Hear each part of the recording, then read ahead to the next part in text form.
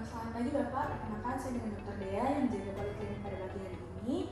Sebelumnya di sini kita akan melakukan pemeriksaan toraks. Bapak nanti bisa melepas bajunya untuk pemeriksaan ini, dan kemudian saya juga akan memegang beberapa bagian dari tubuh Bapak. Apakah Bapak bersedia?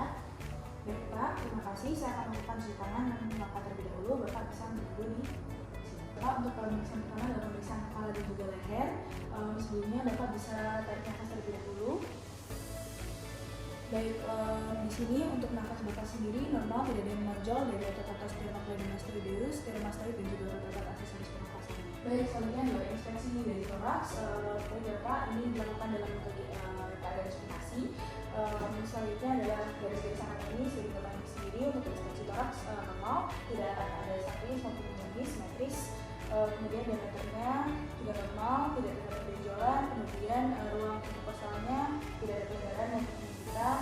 Bentuk duduk badannya normal, tidak ada pectus, extravagantes, chest tidak ada. Kemudian tidak ada kelainan di sisi tulang belakang, tidak ada. Kemudian tidak ada pelebaran head. Baik, selanjutnya adalah palpasi leher. Palpasi leher ini kita gunakan dari penunjuk. Saya akan menggunakan dari penunjuk, saya letakkan di posisi garis di antara trachea dan juga otot-otot sternocleidomastoideus. Kita cek kanan dan kirinya, kita bandingkan apakah ada pergeseran atau tidak. Dokter, untuk pasien ini sendiri normal, tidak ada pergeseran antara trachea kanan maupun kiri. Oke, baik, selanjutnya adalah palpasi pada toraks antara paru. Di sini kita letakkan tangan di bagian antara toraks seperti ini. Dengan posisi awal pada jempol tangan sedikit mendorong lapisan kulit sehingga saat nanti inspirasi tidak ada tahanan. Jadi bisa tarik nafas Bapak. Baik, bisa sebutkan 1, 1, 2, 2 dan seterusnya. Baik, kita akan rasakan getaran di sisi ulnar kita. Bila meningkat biasanya akan ada keradangan atau hidrosis, sedangkan kalau suara menurun bisa saja terjadi kematian pasien.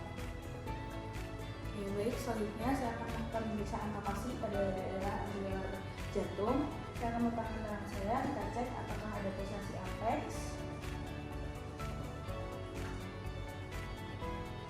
Oke, baik, kita cari sampai suaranya redup kembali, maka suara redup yang ada merupakan penanjakan dari diafragma. Ini adalah perkusi dari anular jantung. Kita mulai dari mid clavikular batas kanan terlebih dahulu. Kita mulai dari mid clavikular ICS 1. Kita turun ke bawah sampai menemukan batas dari ICS. Biasanya normalnya ada di ICS 5, ICS 6 dari mid clavikular paling kanan. Kemudian kita akan perkusi ke arah medial. Oke, biasanya perubahan dari sonor ke redup merupakan batas dari atrium kanan jantung dan normalnya ada di parastenal kanan ICS. Baik, selanjutnya adalah batas dari kiri jantung. Kita akan perkusi dari linea axillaris medialis ICS 5. Kita perkusi ke arah medial. Baik, perubahan dari suara sonor menjadi redup merupakan batas dari apex ventricle dari bagian kiri jantung yang biasanya normalnya terletak di midclavicular line ICS 5. Selanjutnya adalah tegangan jantung. Kita mulai dari ICS 3 midclavicular line kiri ke arah medial dan lateral ke medial. Kita perkusi. Perubahan suara dari sonor menjadi redup merupakan batas dari pinggang jantung itu sendiri, lebih tepatnya yaitu adalah batas dari appendix atrium kiri. Normalnya ada di ICS 3 parasternal line kiri. Selanjutnya saya akan melakukan pemeriksaan dari auskultasi regio anterior toraks dari paru. Yang pertama saya akan meminta pasien nanti untuk inspirasi dan ekspirasi, lalu saya akan mendengarkan suaranya, dan juga saya akan melakukan pemeriksaan ventus di mana saya akan meminta pasien untuk menyebutkan kata 1-1 maupun 2-2.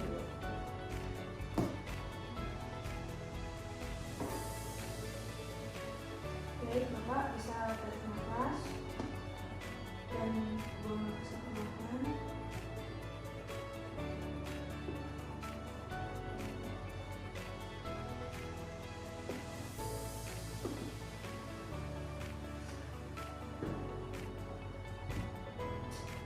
Baik, selanjutnya adalah pemeriksaan ventusnya.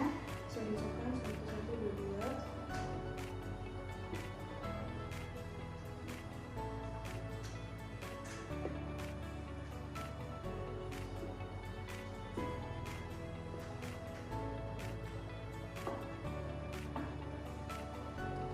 Baik, untuk pemeriksaan pada pasien tidak ada suara bronkial maupun suara vesikuler maupun suara bronkial vesikuler. Baik, selanjutnya ada pemeriksaan auskultasi pada regio anterior thorax jantung. Yang pertama, saya akan menempatkan stetoskop ini di bagian diafragma pada ICS 2 di parasternal kanan, dan saya akan mendengarkan suara penutupan katup aortanya. Kemudian saya akan geser ke bagian diafragma pada ICS 2 di kiri, di parasternal kiri dengan dan akan saya dengarkan suara dari penutupan katup pulmonar. Oke, selanjutnya ada di ICS 5 di parasternal kiri, saya akan mendengarkan penutupan dari katup tricuspid. Selanjutnya yang terakhir saya katakan di bagian diafragma pada ICS 5 di clavicula kanan kiri, dan saya akan mendengarkan suara dari penutupan katup. Baik, selanjutnya pemeriksaan dari bagian posterior thorax. Kita akan melakukan inspeksi regio thorax terlebih dahulu dengan memperhatikan keadaan dada di sisi terluar dalam keadaan diam dan bernafas. Baik, yang pertama bisa tarik nafasnya terlebih dahulu. Oke, untuk garis-garis anatomisnya ini normal, simetris, tidak statis maupun dinamis. Kemudian diameternya normal, tidak terdapat benjolan, normal, tidak ada cembung dan juga retraksi. Kemudian ruang interkostalnya tidak ada pelebaran maupun penyempitan. Kemudian untuk bentuk dadanya normal, tidak ada bigone chest, barrel chest dan lain sebagainya. Kemudian tidak ada kelainan atau defisiasi tulang belakang, skelosis, hiposis tidak ada. Terus tidak ada juga pelebaran pada pembuluh darah.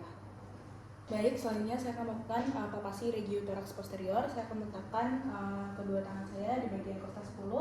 Baik, Bapak bisa tarik nafasnya, dibandingkan apakah posisi kanan dan kirinya simetris atau tidak.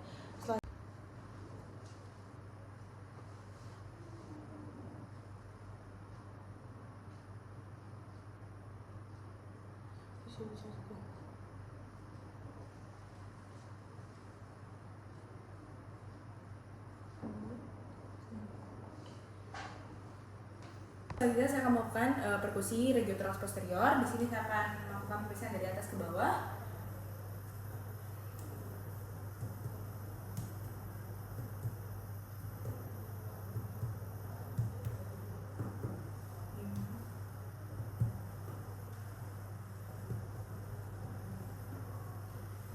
Baik, ketika perkusi dada normal, maka udaranya akan padat dan bunyinya adalah sonor. Kemudian jika komposisi udaranya padat, itu adalah hipersonor, lebih dari padat adalah hipersonor, seperti kita membentuk bantal. Kemudian jika komposisi udaranya kurang dari padat, itu adalah redup suaranya, seperti perkusi pada daerah jantung.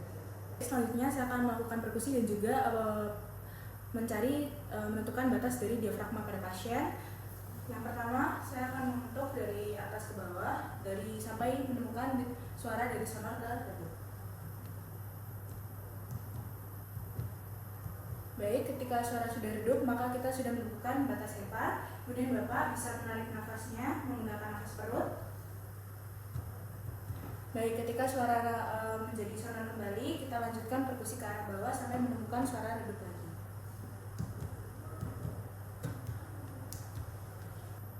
Ketika sudah suara ditemukan redup lagi, maka disitulah merupakan peranjakan dari diafragma sekitar 5-6 cm. Selanjutnya saya akan menentukan area kronik isthmus apex paru kanan dan kiri dengan cara nanti melakukan perkusi dimulai dari lateral ke medial. Dari suara sonor, nanti dari suara redup ke arah medial akan terdengar seperti sonor. Baik, ketika sudah menemukan suara sonor, kita mulai lagi dari pangkal leher ke arah lateral. Dari suara redup nanti akan terdengar sonor. Baik, ketika sudah menemukan suara sonor, maka lebar normal dari apexnya itu nanti akan terasa 4-5 cm. Oke. Saya akan melakukan auskultasi regio posterior thorax pada paru. Yang pertama, saya akan minta pasien untuk melakukan inspirasi dan ekspirasi nanti sambil saya cek dari atas ke bawah. Kemudian selanjutnya adalah saya akan meminta pasien untuk menyebutkan 1, 2, 2 selama saya melakukan pemeriksaan.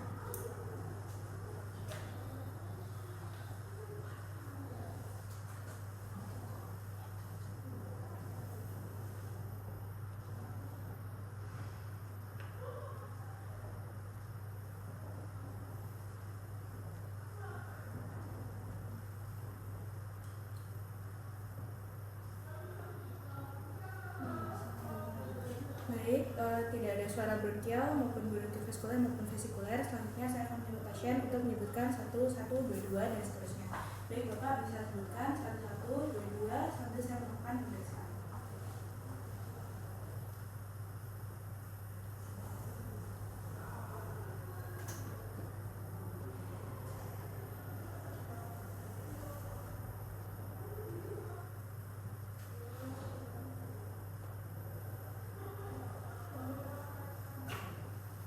Terima kasih Bapak, pemeriksaan hari ini sudah selesai.